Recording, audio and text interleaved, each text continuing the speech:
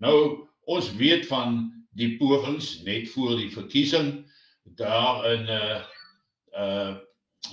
gebeur het in die Noordweste, waar hulle bymekaar gekom het en daartoe besluit moes word of hulle dit gaan doen en of hulle die verkiesing gaan ondersteun. Ons weet wat die gevolge was. Uiteindelik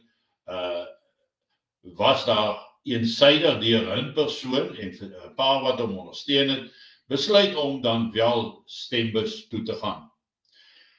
Ek het 'n baie goeie vriend, inteendeel 'n paar van hulle, maar een spesifiek wat daar in Perth in Australië woon. En hy was baie woedend gewees omdat ons die land sonder slag of stoot weggegee het. Amper dieselfde soort van teleurstelling wat ek onder Russiese soldate na die oorlog ervaar het. Want hulle het altyd gesê, die land wat die laaste sal val, sal Suid-Afrika wees, want die boere gee nie net oor nie.